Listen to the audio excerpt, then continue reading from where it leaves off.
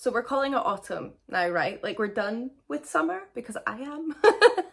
Despite the heat wave that we're currently having and the intolerable sun and warmth that is shining down on us, and I should probably be happy about, I am so ready for fall slash autumn, whatever you call it where you are. I am so ready for like the longer nights, the colder weather, the rain, and everything that comes with that, including, you know, Halloween and spooky books and not pumpkin spice lattes, but certainly some extra cinnamon and other spices in my coffee. So yeah, I am in a very autumnal mood, and despite the fact that it's not technically autumn yet, it is but a few days away, and I thought in order to get into the autumnal mood, I should film a reading vlog. I should film a spooky, creepy, horror slash mystery reading vlog where I focus on books that will really put me in the mood for the coming months, and I'm also just currently really in the mood for. That's the genre I'm really craving, perhaps because I'm craving a little bit of the autumn vibes,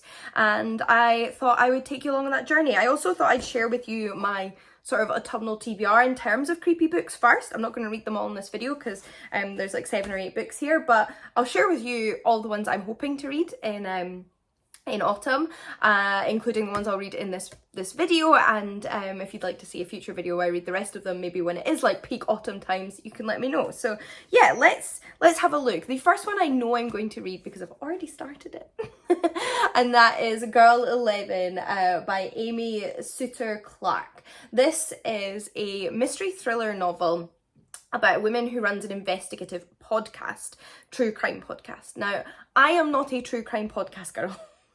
I have tried a few of them, but for me the tone is just always like a little bit too light, at least in the ones I've listened to. Like, I don't feel super comfortable listening to them. They make me feel a little bit uncomfortable because they are obviously dealing with real crimes and real tragedies. Now, there are certainly, I'm sure, those that handle it really well, really respectfully, and have had the permission of families, but I also know there are some that have, you know, kind of crossed that ethical line. So generally speaking, it's just not my bag. It's not to say they're all bad, but I've never gotten into it. However, I do quite like the idea of a novel featuring a true crime podcast, because it's not about a real crime, but it sort of interacts with what is a very big contemporary phenomenon. So I think that'll be really interesting. And in particular, our protagonist Elle is recording a new season of her podcast, which is all about a serial killer that went underground or disappeared or whatever 20 years ago, called the Countdown Killer. He was killing girls, mainly children, starting at a woman that was 20, then with a woman that was 19, all the way down to a girl who was 11, who escaped. So she's covering that and perhaps finding new clues as to who he is now, and I don't know how all that's going to unfold, but I've been meaning to read it for ages, and Jill even read my copy before I did and said it was really good. So I thought this might hit the kind of creepy thriller spot. I don't know. So yeah, that's on the TBR. I also have one that is very new onto my TBR that I just recently picked up. It was in my last haul, which is Inkblood Sister Scribe by Emma Torres. And this is like a fantasy thriller, which I love the idea of. We have 2 sisters, one of whom works on like a remote Antarctic sort of base, a remote research base in Antarctica, I mean, which is all of Antarctica, I guess. It's all pretty remote, and her sister, who works at a library or a archive, which archives magical, dangerous books, and I think something creepy starts to happen, and that means they have to come together to help each other and perhaps save each other from some of the magic in this world. But I like the idea that it's going to kind of cross thriller and fantasy, because I don't feel like it's very often you find those two things meshed together, and I'm excited to see how it's done in this book. We then actually have a non-fiction book which I am really interested in reading, which is Darkly, Black History and America's Gothic Soul by Layla Taylor. Now, the blurb describes this one as haunted houses, bitter revenants and muffled heartbeats under floorboards. The American Gothic is a macabre tale based on a true story. Part memoir and part cultural critique, darkly reveals the heart of America's darkness in the spectres left from chattel slavery and the persistence of white supremacy, locating the Gothic and technologies of terror, the insurgency of melancholy, and the guilty conscience of a country that got away with murder. Darkly shows how this trauma has been metabolized into art, music, film, and literature. America's story is founded in horror with a culture shaped from the Black experience, proving that you can't get more goth than Black. So I think this sounds really, really interesting. I really enjoy books which do a deep dive on well, like art and culture, as this one does, perhaps like horror films and books, etc., but also just like cultural imagery, whilst looking at history and where all of that stems from, and I think it's going to be really, really, really interesting. We then have a thriller, a YA thriller, which is You're Not Supposed to Die Tonight, or is it a YA horror, maybe more than thriller, by Kaylin Bayron. What is the rule for thriller and horror and where those two like meet and where they're separate? I don't know, let me know if you do. But this one is set at a like horror camp experience where people go to be frightened, but it's all staged, and they basically have the experience of as if there was a serial killer at a summer camp and they're a part of it, and they have to try and like live to the end. Obviously nobody's actually dying, except maybe they are, because things are a little different this year, and our final girl, actress and head of the camp, Charity Curtis, is discovering that maybe there is something a little bit darker at play in this year's experience, and I think that's a really, really, really interesting concept. I also really like Kaylin Bayron. I think she's the only one of these authors so far that I've already read. I've read 2 of her books in the past and really liked them, so I'm excited to check this out. I actually have 2 more YA horrors. I do love a wee YA horror now and then. And the first one is House of Hollow by Crystal Sutherland. Dark, dangerous things happen around the Hollow sisters ever since they disappeared as children, only to reappear a month later with no memory of what happened to them. Odd, eerie occurrences follow in their wake. When Gray, the eldest, goes missing again, Iris and Vivi are left to figure out the mystery, but they aren't the only ones looking for her. So I don't know if this one has a supernatural element. I think it might, but I also just really, really like horror and thrillers that approach the narrative with both a past and a present timeline. That is one of my favourite approaches, and even if it's not necessarily told with the past and the present timeline in play, when it has a past mystery, if that makes sense, so like it's interacting with something that happened in the past. I really like that, so I'm intrigued by this. And then we have She Is a Haunting by Trang Than Tran. This house eats and is eaten. This summer, Jade has one goal: to survive living a lie with her sister and their estranged dad while he fixes up a decaying colonial house in Vietnam. If she can be straight enough, Vietnamese enough, American enough, then college and freedom will be hers. But the house has other plans. Dead bugs line its windowsills, and its gardens grow monstrous blooms. Then the ghost of a beautiful bride gives Jade a cryptic warning: don't eat. With the help of a rebellious local girl, Florence, Jade is determined to prove the house is haunted and that it won't rest until it consumes her family completely. I really like a haunted house book. And then lastly, in my little pile here, although there are certainly other books I'd be interested in reading, we have a short story collection. So this is Eyes, Guts, Throat, Bones by Moira Fowley Doyle. Just Moira Fowley, actually, sorry. I think in the past they've published under Moira Fowley Doyle, but this is Moira Fowley, and this is the adult collection of horror stories, and I've heard really great things about this author in the past, but never read them, so have been meaning to, and I think an adult short story collection is a perfect place to start. I haven't read a horror short story collection in ages, but I love them, so I'm really excited. And in terms of the stories, I don't really know what to expect, perhaps some body horror based on the titles, but I've heard good things. So those are the books that I'm currently picking between. Like I said, definitely going to be reading Girl 11. Very drawn to You're Not Supposed to Die Tonight, if I'm perfectly honest, and then I'm not entirely sure which one next. We'll kind of have to see. So I'm going to read from this TBR. I'm going to try and embrace the fall vibes even while it's hot outside. Maybe make myself some fall inspired coffee treats. Who knows what we'll do, but I'm looking forward to getting in the cozy autumn vibes and chilling out and reading some creepy books with you, and hopefully you'll enjoy it too. So without further ado, let's get into the vlog.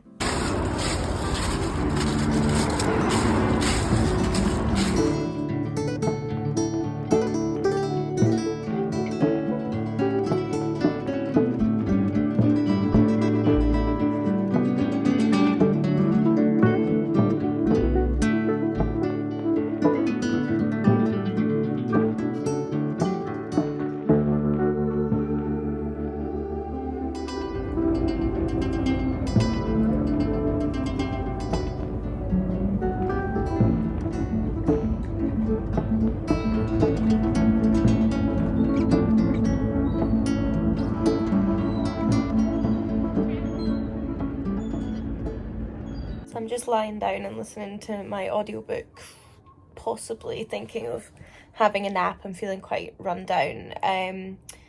So yeah, that's where we're at in life. But where are we at in terms of books? I thought I should update you whilst it was on my mind. And also, before I got any further, because I am quite a chunk of the way into Girl 11, I think I'm like a third of the way through. I'm around 100 pages in the physical copy, although I've just marked that based on where I am in the audiobook, because that's where I've mainly been reading it. I realised the audiobook was on Scribd, and started listening to it when I went on a walk yesterday, and then it just like it ran because it was so good.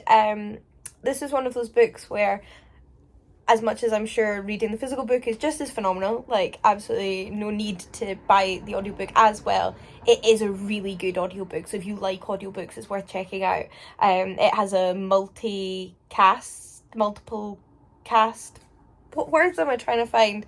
It has lots of people reading it.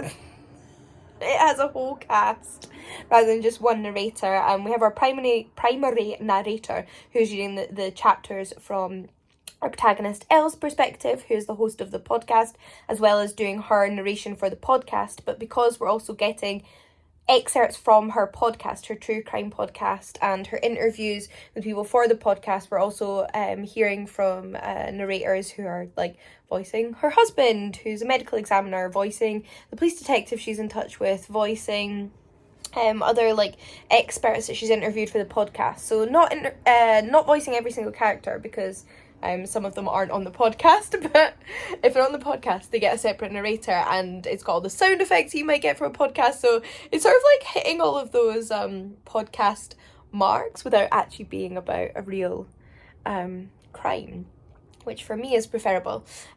So I'm really into it. It's very engaging. It's got me pretty captivated. There's something in Elle's past that she's hinted at, where she obviously experienced some sort of trauma that led her into a career in Child Protective Services, which then led her on to become the host of this podcast. And she seems to genuinely have a real interest in protecting people and helping people, and in particular children, rather than sensationalizing them. Now, I still think not everything she's done so far I would necessarily call ethical, but generally speaking, she's a character who's easy to relate to and understand and root for, even if you're not like super into true crime podcasts like me.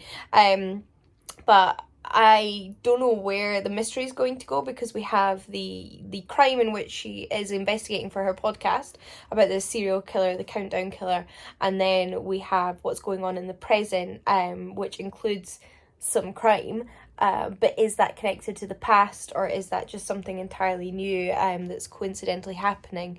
And then there's just her life as a podcast host of a pretty popular podcast that results in her getting lovely threats and horrible messages online. And, you know, I don't host an online podcast, but having been on the internet as a woman for over a decade making content, I have seen just like a smidgen of that kind of horrible abuse that you can get, and I can only imagine how much worse it is in that kind of space. So that feels very honest. But I did actually start a second book, because I'm incapable of just committing to one book at a time, last night, which is You're Not Supposed to Die Tonight by Kaylin Bayron, which I was immediately grabbed by. I've only read the first chapter so far, but like it immediately pulled me in. I mean, that premise already had me very, very interested, but I'm pleased to see that I'm enjoying the writing so far. I've read Kaylin Bayron in the past. I've read Cinderella is Dead and This Poison Heart. And This Poison Heart in particular sort of interacted somewhat with like the horror genre, and some of Kaylin Bayron's interest in the horror genre shone through that. And then building on that, this feels like her real like full jump into the horror genre, her opportunity to really explore that genre, and her love of that genre, I think, is already coming through in what I've read. So I'm excited to read more. I think this will be a really, really quick read, but I'm going to listen more to my audiobook for now, because I think I need to just like close my eyes. I actually have quite a sore eye at the minute, which may mean it's infected, I don't know, but I'm clearly just not in tip-top health, so I'm going to rest, but I'll check in with you later.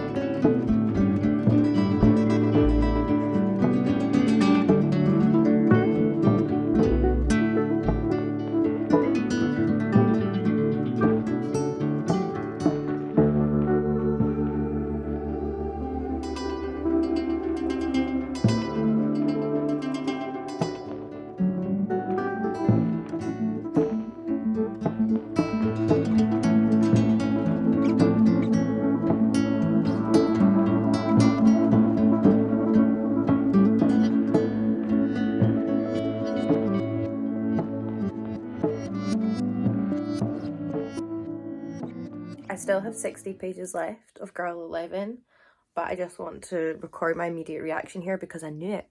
I mean, I didn't know it because I doubted myself, but I kept coming back to it, and now I've been like informed of it. Like now it's been revealed, I'm like, I knew it.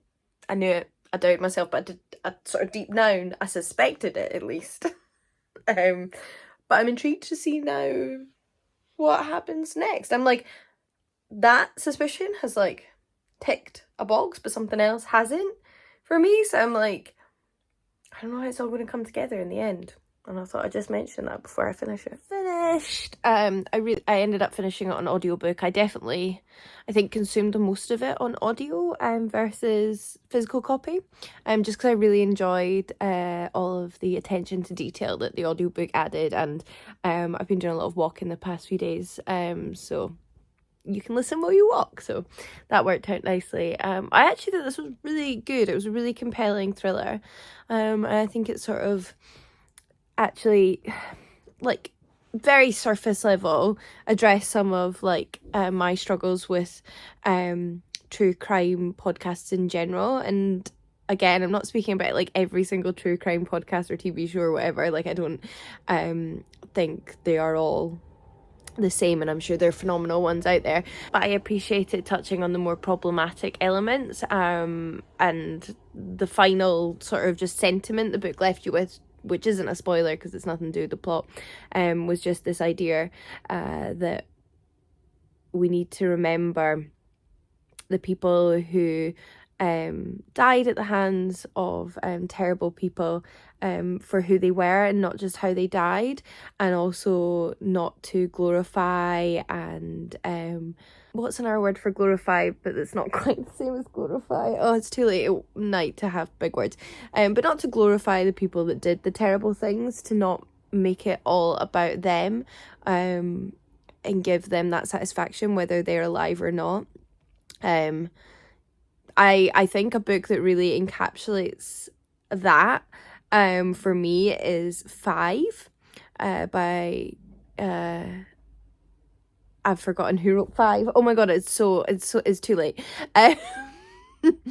5, which is about the women that were murdered by Jack the Ripper, but it's about the women and what we can piece together about their lives and what they would have been like when they were alive, and hypothesis is about them as people and the lives that they led, and other things that we do actually know about them besides the day of their death, and the person that stole that from them, and their futures. So I really loved that book, and I felt like the ending sentiment of this book kind of echoed that, which I really appreciated. And generally speaking, I found the like mystery quite compelling. I found the characters very, very compelling. Like, I'm all about characters when it comes to books, whether or not they're like characters I love or not. I just want characters who are compelling and who I can really like get into, and I felt that the characters of this book were exactly that. And I felt the protagonist was really like well-rounded person. You could understand why she did what she did when she did things, and I enjoyed hearing from her and following her story. So yeah, obviously don't want to say anything about how everything worked out, but I thought it was good. Yeah, I thought it was really good. I think the author is a really good writer. I'm definitely going to be looking them up to see if they've written anything else. So yeah, that was my first book finished for this vlog. And now I'm going to crack on with my Kaylin Bayron book and update you on that later.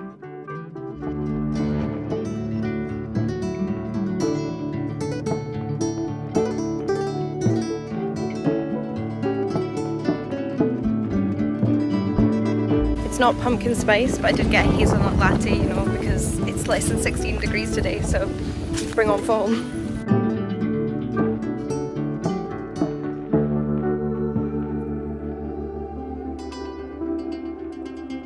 So I just painted my nails for like the first time in months, I think. I went for glittery black because it's nowhere near Halloween, but we said we're feeling autumnal, so why not? But I thought I'd give you a quick reading update while I'm sitting here waiting for it to dry. I'm about a third of the way through You're Not Supposed to Die Tonight. We're starting to get hints that something is not right. And I'm enjoying it. I like the tone of Kaylin Bayron's writing. There's some like sort of moments of humour in there, but I can also see some creepiness forthcoming, and some heart racing. So far I already think it would make a really good film.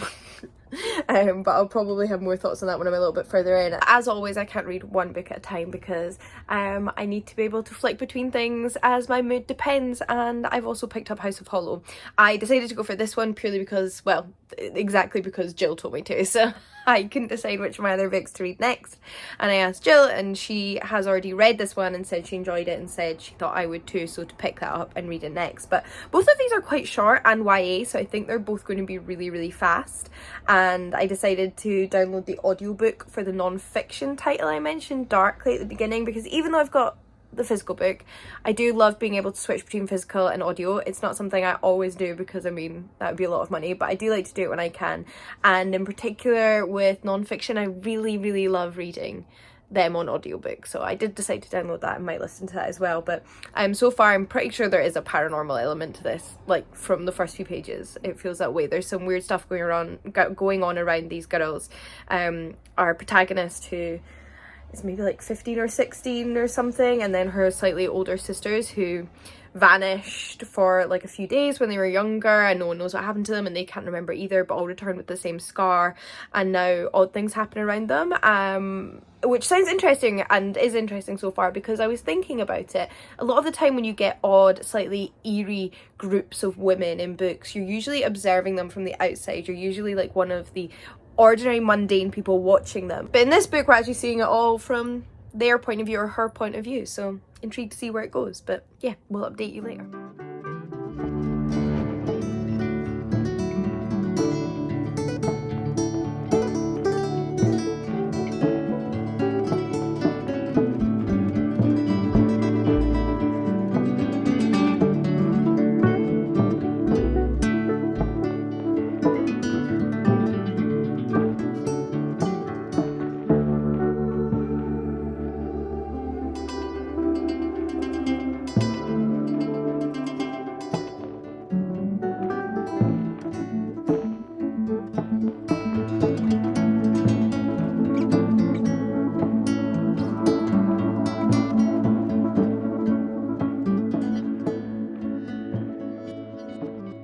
Reading update on two books, in fact, because I've been reading them in tandem, which are of course House of Hollow and I keep forgetting the full title of this. You're Not Supposed to Die Tonight. That's the thing with long titles. I am currently just past halfway through this one. This is such a fast read. The only reason I haven't finished it already is because like I had lots of plans this weekend with Chris, so you know I put it down, but I am speeding through it when I'm actually reading it, and I think I'm gonna speed through it tonight and get it finished, so I'll be able to either let you know my full thoughts tonight or tomorrow morning. And I'm really enjoying it. It's just like really fast-paced, fun horror thriller. You know what I mean by that. Like, it feels like the perfect YA horror. Like, it's what you want from YA horror. And we've started to uncover some secrets about this campsite where they host this horror game every year that our protagonist is like the manager of, and maybe that she hasn't been told everything there is to know by the people who run the camp, like head up adults, because they're all teenagers, and there's some more mysteries around it than she ever knew. I also like all the sort of like allusions to horror films, like classic horror films and classic tropes. It's giving Scream meets Fear Street. So if you like the Fear Street trilogy of films and you like the Scream franchise, particularly the first Scream film, this is like those two things like smooshed together. It is clearly written by an avid horror fan, and it is like going to appeal to avid like kind of classic horror fans, particularly in its age demographic. Like I think it's really fun, so I'm enjoying that. And then I am about a third of the way through House of Hollow, which is definitely supernatural. Like it's pretty clear from the beginning there is a supernatural element to it.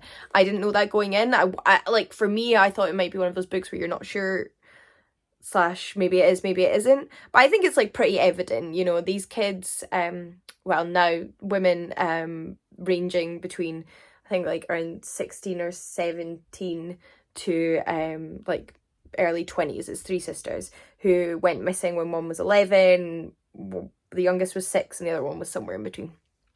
For a month, and they don't remember what happened to them. But, you know, they turned back up with completely white hair after both all being brunettes and like having a strange connection that they can kind of sense where the other one is, and other people react strangely around them, and it's like evidently something supernatural, but I don't know what it is, and I don't know where it's going to go, because this has some dark imagery in it, like where I've just passed in this book. Dark, like visually. So I really don't know what to expect where it's going to go, but it's got me hooked. I'm really into it. I'm really enjoying it. So yeah, both enjoyable, spooky, fast-paced reads that I'm looking forward to sharing my final thoughts on.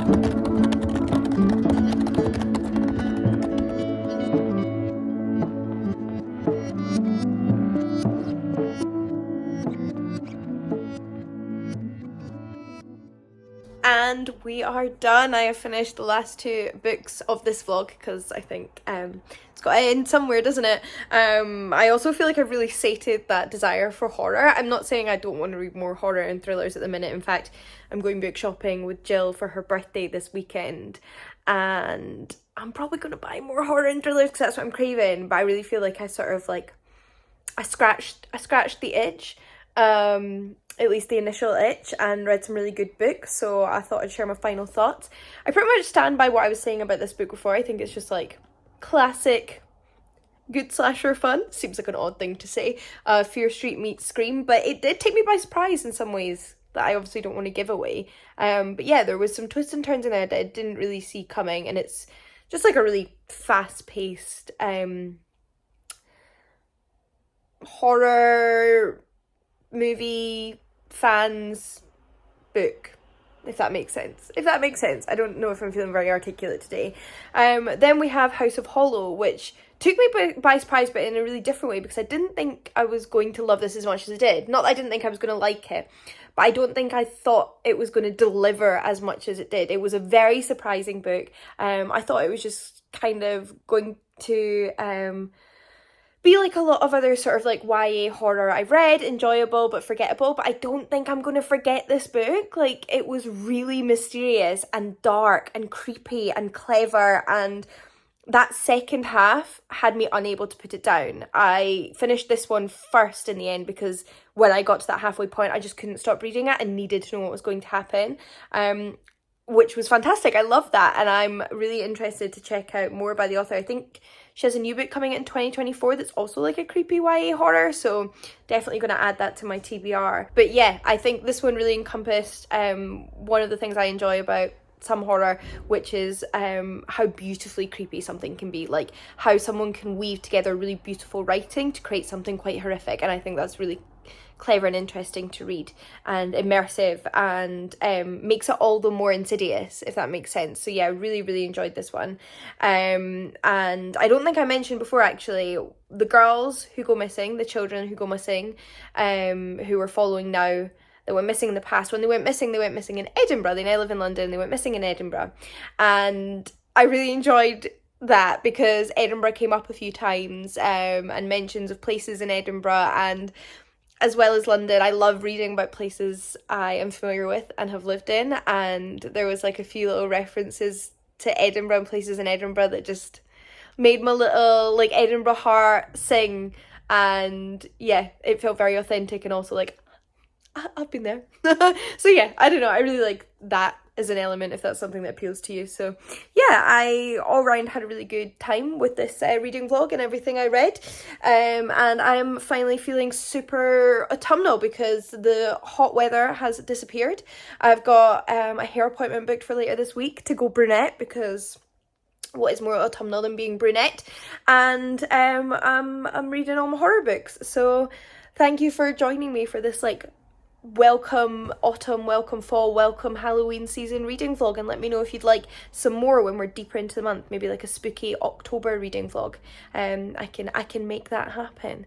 And I'd also love to hear if you've read anything spooky or autumnal, what you thought of it, if you've enjoyed it, would you recommend it, and also like what you've been doing to get into the autumnal mood. Have you been baking anything, eating anything, going anywhere? Maybe your favourite autumnal genre isn't horror, let me know what that is, and just generally would love to chat more in the comments. But until next time, happy reading, and I'll see you all again soon. Bye everyone.